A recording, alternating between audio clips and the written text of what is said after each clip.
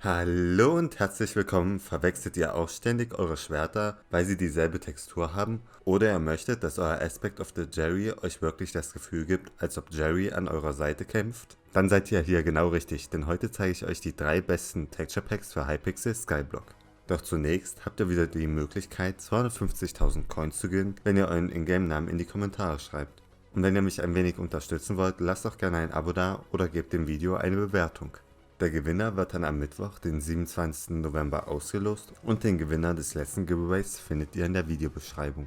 Die Links zu allen 3 Texture Packs, die ich euch heute vorstellen möchte, findet ihr auch in der Videobeschreibung. Dort könnt ihr euch auch alle in Ruhe ansehen, da ich euch im Video nicht alle Texturen zeigen werde. Und wenn ihr mal ein Video wollt, in dem ich euch zeige, wie auch ihr die Texture Packs nutzen könnt, lasst es mich gern in den Kommentaren wissen. Doch genug der Vorrede, kommen wir zum ersten Texture Pack, Fourth Sky Plus von Fourth. Angefangen beim Skyblock-Menü haben wir anstatt dem Netherstar nun einen Menüknopf, wie man ihn aus vielen Programmen kennt. Im Menü selber haben sich nur die Texturen fürs Navigieren geändert, ansonsten sieht es erst einmal wie immer aus. Wenn wir einmal kurz über die Blöcke und andere Baumaterialien schauen, sehen wir auch erstmal keine Veränderung. Bei den Verzauberungs-Items hingegen können wir schon einen kleinen Unterschied zum normalen Minecraft sehen, da die XP-Flaschen etwas anders aussehen. Aber wenn wir mal eins der Items nehmen und es in den Verzaubertisch legen, sehen wir ein Icon, welches die Verzauberung ganz gut optisch darstellt. Auch bei den Erzen und den Mobdrops sind noch die Standardtexturen, bei den Waffen und Werkzeugen sehen wir nun aber eine deutliche Veränderung. Angefangen bei den Schwertern können wir sehen, dass einige davon animiert sind und auch eine andere Textur haben. Auch bei den Bögen, die ich jetzt hier habe, wurden die Texturen an den Namen des Bogens angepasst. Andere Waffen wie der Emerald oder der Silberfang sehen nun auch wirklich wie Waffen aus. Bei den Tools sehen wir zunächst bei den Biom-Sticks eine Lupe mit dem entsprechenden Baum des Bioms drin. Die unterschiedlichen Angeln haben auch alle eine eigene Textur und der Grappling Hook sieht auch wirklich wie einer aus. Normale Werkzeuge haben hingegen noch die alte Textur, aber besondere Werkzeuge wie die Jungle Axe oder Stonk kann man sehr gut von anderen Werkzeugen unterscheiden. Wenn wir dann mal rüber zu den Rüstungen schauen, sehen wir, dass manche dort nun wirklich ihrem Namen gerecht werden, wie beispielsweise die Kaktusrüstung oder die Pilzrüstung. Auch die Magma-Rüstung und das Miner-Outfit kann man ordentlich erkennen, aber leider haben die Drachenrüstung hier keine eigenen Texturen und die neuen Rüstungen vom Slayer-Update auch nicht. Damit kommen wir zum nächsten Pack, und zwar das Texture Pack von Imperial 24. Wieder angefangen beim Skyblock-Menü haben wir nun eine kleine Insel, um das Menü aufzurufen. Im Menü selber sehen wir nun auch eine deutliche Änderung, denn neben dem dunklen Hintergrund haben sich auch einige der Menüpunkte geändert. So wurden neben den Icons für die Navigation unter anderem auch das Bild für den Kalender, den Questlog und das Trade-Fenster erkenntlicher dargestellt. Bei den Blöcken können wir sehen, dass die Erze nun einen Rahmen haben, um sie deutlicher zu erkennen. Ansonsten sind die anderen Blöcke so geblieben, soweit ich das beurteilen kann.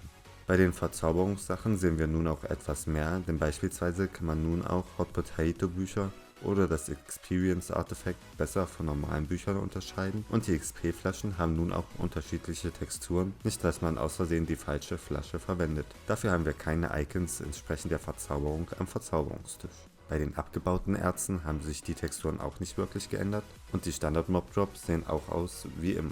Dafür kann man die Drops aus dem Slayer-Update nun besser unterscheiden. Wenn wir einmal zu den Waffen und den Tools schauen, sehen wir, dass eigentlich jeder eine eigene Textur hat, passend zum jeweiligen Thema der Waffe oder des Werkzeugs. So haben wir beim Aspect of the Jerry nun wirklich ein Jerry oder das brennende Schwert steht auch wirklich in Flammen. Auch die Bögen sind wieder entsprechend ihres Themas designt und der Emberrod und der Silberfang sind auch hier wieder deutlich als Waffe zu erkennen. Für die Biom-Sticks hat man hier einen Stock mit den entsprechenden Laub herum und der Heilstab aus dem Slayer-Update hat auch eine eigene Textur. Der Grappling Hook ist auch wieder sehr gut erkennbar und allgemein sind alle Tools entsprechend ihrer Aufgabe gestaltet. Lediglich die Items aus dem Foraging Update haben noch keine eigene Textur. Bei den Rüstungen können wir sehen, dass wirklich jede Rüstung eine neue Textur bekommen hat, welche zum Namen der Rüstung passen. Und auch die Drachenrüstungen sehen nun nicht mehr nur wie gefärbte Lederrüstungen aus. Sogar für die Spooky Armor gibt es bereits eine eigene Textur, aber wie gesagt für die Items aus dem Foraging Update bisher noch nicht. Wo es möglich war, wurde sogar die Textur von den Talismanen angepasst und auch manche Minion-Upgrades sehen nun anders aus. Und damit kommen wir zum nächsten Texture Pack.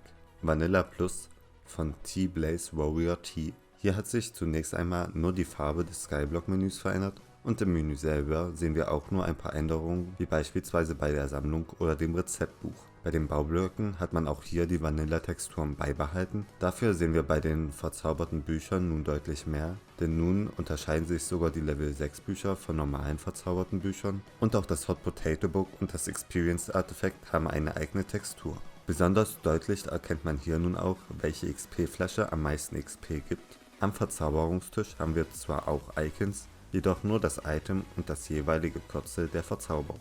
Die Erztexturen und die Standard-Mob-Drops sind auch noch die alten, aber für die Items aus dem Slayer-Update hat man auch hier wieder andere Texturen verwendet. Zudem hat auch das Jerry Egg hier eine eigene Textur. Bei den Waffen und den Tools sieht man auch hier wieder bei allen eine eigene Textur, außer bei denen aus dem Foraging Update. So hat man beispielsweise bei dem Aspect of the Jerry ein großes J als Griff oder beim Emberrod wirklich einen Stab, der so aussieht, als ob er Feuerkugeln verschießt. Für die Biome-Sticks hat man hier die Spitze der Stöcker mit der entsprechenden Laubfarbe eingefärbt und auch den Heilungsstab aus dem Slayer-Update kann man hier sehr gut durch das Herz an einem Ende als Heilungsstab erkennen. Der Grappling Hook sieht hier noch mehr wie eine Angel aus, aber alle anderen Angeln haben wieder eine eigene Textur und auch die besonderen Tools sind wieder gut zu erkennen. Ein weiteres nettes Feature ist, dass normale Werkzeuge abhängig von ihrer Verzauberung ein paar Unterschiede aufweisen, wie man beispielsweise an diesen beiden Diamantspitzhacken sehen kann. Wenn wir dann mal zu den Rüstungen schauen, sehen wir, dass auch hier jede ihre eigene Textur bekommen hat, auch wenn manche eher an eine gefärbte Kettenrüstung erinnern, wie beispielsweise das Ember Set oder das Angler Set. Aber allgemein sehen die Sets sehr glatt aus, wie beispielsweise auch die Drachenrüstungen, da auf viele kleine Details verzichtet wurde. Auch hier wurden die Talismane geändert, bei denen es möglich war, und auch die Minion-Upgrades haben ihre eigene Textur bekommen. Zudem haben die verschiedenen Drachen nun Texturen bekommen, welche man deutlich voneinander unterscheiden kann, wie man in dem eingeblendeten Bild sehen kann. Das soll es aber schon mit der Vorstellung von den 3 Texture Packs gewesen sein. Ihr könnt ja mal in die Kommentare schreiben, welches euch am besten gefallen hat. Und vergesst nicht zu abonnieren, um noch mehr Tutorials rund um Hypixel Skyblock zu sehen. Ansonsten wünsche ich euch noch einen wunderschönen Tag und ciao.